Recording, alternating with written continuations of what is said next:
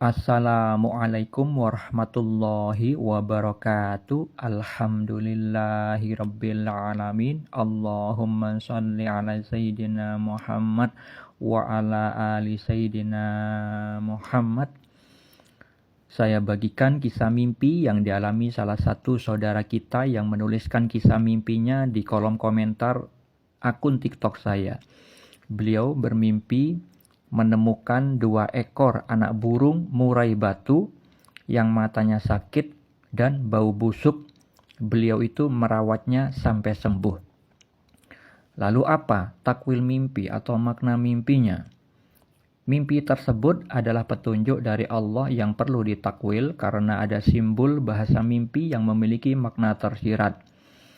Mimpi yang memiliki makna tersirat contohnya ada di dalam Al-Quran pada surat Yusuf, ada 3 kisah mimpi mengenai takdir yang akan terjadi. Dan salah satunya adalah mimpi yang dialami Nabi Yusuf alaihissalam, terdapat pada surat Yusuf ayat 4. Beliau bermimpi 11 bintang, matahari dan rembulan yang semuanya sujud kepada beliau. Takwilnya atau maknanya bisa Anda baca pada surat Yusuf ayat 100. Dan mimpi yang dialami saudara kita itu juga bermakna tersirat, sehingga perlu ditakwil. Perlu diketahui saudara-saudariku yang dirahmati Allah, Allah itu terkadang memberi petunjuk kepada seseorang yang dikehendaki mengenai perbuatannya. Perbuatan yang akan terjadi dan terkadang juga perbuatan yang sudah terjadi. Dan saudara kita, kenapa diberikan visual mimpi dengan visual anak burung murai batu? Kita ketahui burung jenis murai batu itu suka berkicau. Berkicau, mengoceh lah istilahnya. Nah, itu berarti saudara kita itu ada kaitannya dengan kebanyakan bicara. Tetapi yang divisualkan itu 2 anak burung, masih anakan, yang itu memiliki makna tersirat tentang adanya perbuatan yang baru muncul. Jadi saudara kita yang bermimpi itu sudah mulai suka bicara tentang 2 hal. Karena 2 ekor anak burung berarti tentang 2 hal.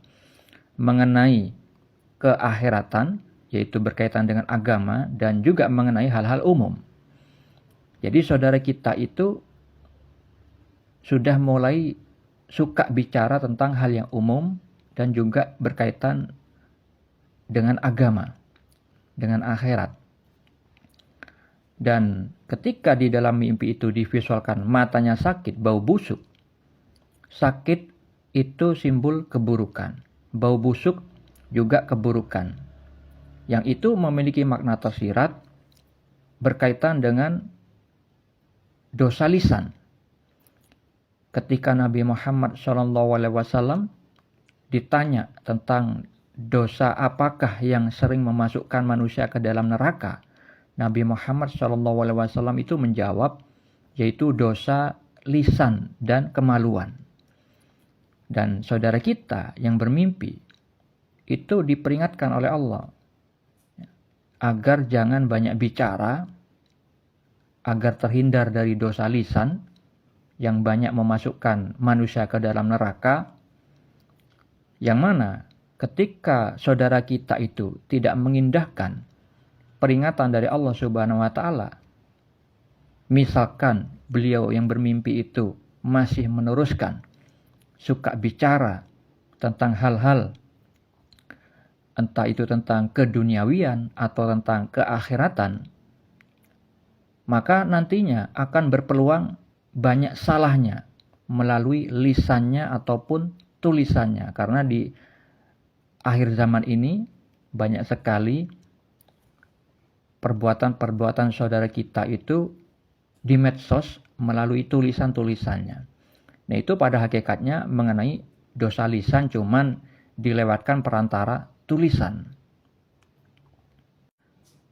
Jika saudara kita itu masih saja suka berbicara, maka dirinya akan terjerumus kepada peluang berbuat dosa dengan lisan atau tulisannya, yang dengan dosa tersebut membuat noda hitam yang menutupi hatinya.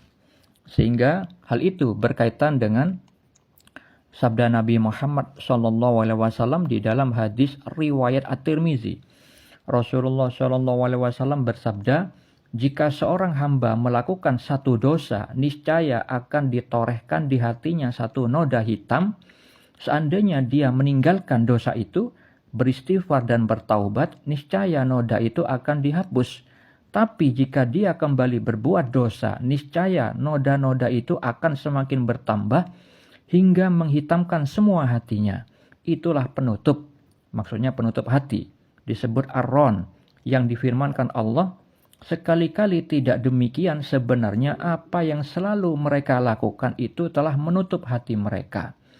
Jadi hadis tersebut berkaitan dengan firman Allah pada surat Al-Mutaffifin.